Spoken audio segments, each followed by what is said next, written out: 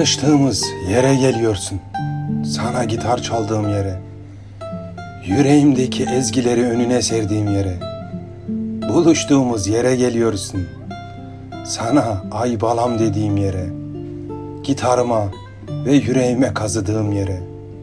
Neden? Neden her gün görüyorum ki seni? Neden? Orada bırakıp gittiğin günden beri elini, eteğini çekmiş uğramazdın. Kahkahalarını elin sofrasına meze yapmıştın. Şimdi ise sık sık geliyorsun. Söyle, hangi sebeple, hangi yüzle geliyorsun? Açtığın yaranın öldürüp öldüremediğini merak mı ediyorsun? Ellerini tutup gözlerinin içine bakıp seni seviyorum, seni seviyorum ay balam dediğim yerde duruyorsun. Neden?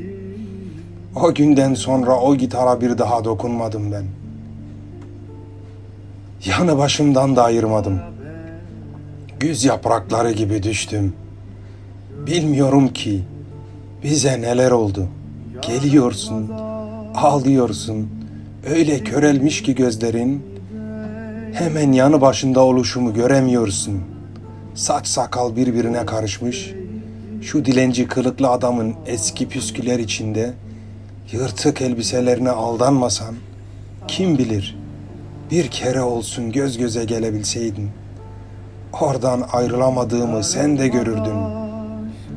Görürdün o attığın 3-5 kuruşları bile diğerlerinden ayırdığımı. Anlardın ben olduğumu. Anlardın elbet, gözler yalan söylemez, söyleyemez. Ellerin değmişti, kokun sinmişti. Sardım, sarıldım, deli divane dediler. Hor gördüler, aşağıladılar. Tekme tokat dövdüler, kanlar içinde kaldım. Gidişin kadar hiçbir şey ama hiçbir şey acıtamadı canımı. Ben oradan hiç ayrılamadım. Hiç ayrılamadım.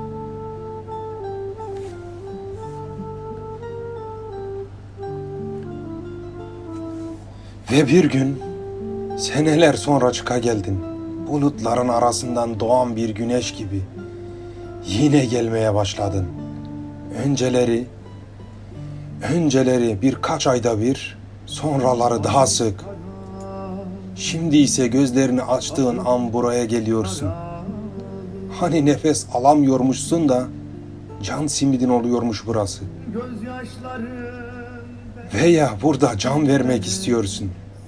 Kaybolan yıllarımdan neler getirdin bana. Gençliğimden arta kalan acılardan başka.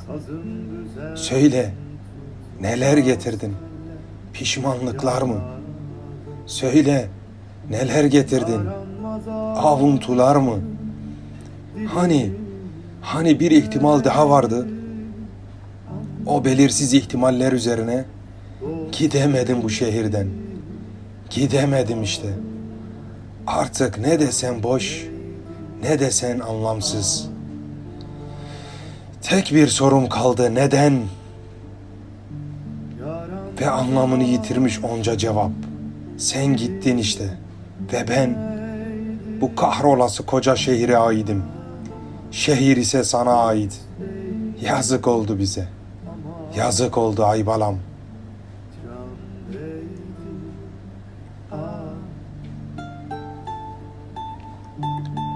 Bak, yine teşrif ettiniz işte.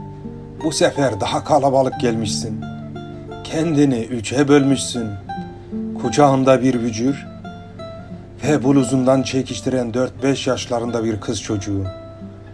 Gülümsemesinden gamzesine kadar sen. Hayat dolu, tıpkı o zamanlardaki sen. Gözlerinin içi nasıl da gülüyor. Oysa mutluluğumdu biliyorsun. Uzaktan uzağa seyreder, kendime pay eder. Gözyaşlarımı sakalıma döker.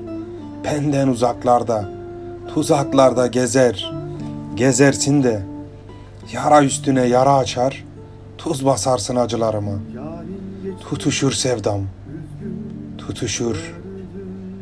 Gitme demiştim, gitme. Yalvarmış yakarmıştım. Kal bu gönülde, gitme. Yazık olur bize. Bize bunu etme. Etme demiştim. Sahte mutluluklara aldandın. Gitme, üzerler seni. Üzerler demiştim. İşte geliyorsun yine. İşte dönüyorsun yine.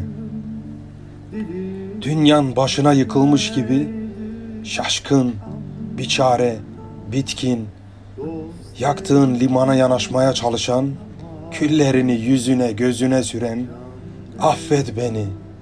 affet beni deyişlerini, yüreğime bir hançer gibi saplayışın geçmedi, geçmek istemedi işte. Bugün biraz daha üzgün gördüm saçlarını. Eskisi gibi ışıldamıyorlar. Sesi olsa ezgide çığlık olur. Sevdiğim yüzün asık. Neden? Gülümseyişin kayıp bir çığlık. Neden? Gözlerinde sönmüş ışık. Neden? Susuz kalmış çiçek gibi iki yana düşmüş kolların. Saçların, ah o rüzgarla dans eden saçların. Söyle, asi rüzgar söyle, ne olmuş sana böyle? Bu ne dağınıklık, bu ne acı, bu ne çarpık ayrılık. Her şey burada başlamış ve burada mı son bulmak zorunda? Yoksa yine burada sil baştan sevmek mi zorunda? Bu sefer yaşanmışlıklardan ders almışçasına, sımsıkıca sarılıp, kederinden içip, kaderinden içip, aşıklar ölmez, aşk dediğin gitmez, yolunu şaşırır belki ama anlamını asla yitirmez. Hiçbir anlamı kalmasa da yaşamanın, küllerinden doğar da kıvılcımlarına tutunur. Rüzgarda süzülen bir ezgiye şarkı olur. Bilirim ölmek istersin. İstersin de vedalaşmak ister gönül. Başladığın yere gelip gidersin. Kokunu kaybetmiş, kokusunu kaybetmiş bir Alzheimer hastası gibi düşünürsün de o dilinin ucundaki, gözlerinin önündeki sevdiğinin kokusunu alamazsın. Tutup da bağrına basamazsın. Sen bensiz bir hayatı seçtin. Bensiz bir hayat, sensiz bir hayat. Böyle olmamalıydı sonumuz. Olmamalıydı. Şiir bitti işte. Tıpkı sen gibi.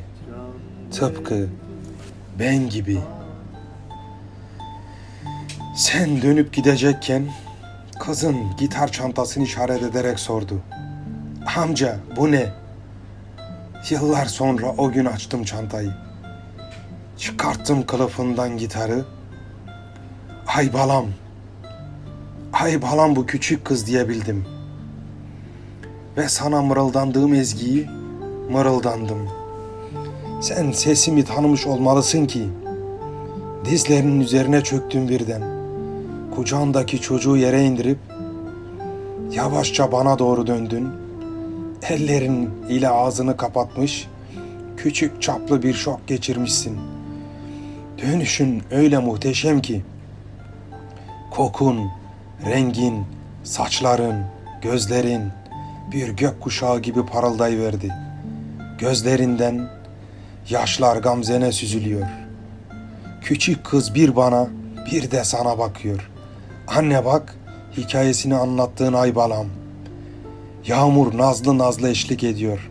Etrafta toparlanan kalabalık, gökkuşağının altındaki hazineyi bulmuş gibi meraklı gözleriyle bizleri süzüyor. Gözlerin gözlerimde, ağlıyorsun. Ağlıyorum. Olmamalıydı sonumuz böyle. Olmamalıydı sonumuz böyle.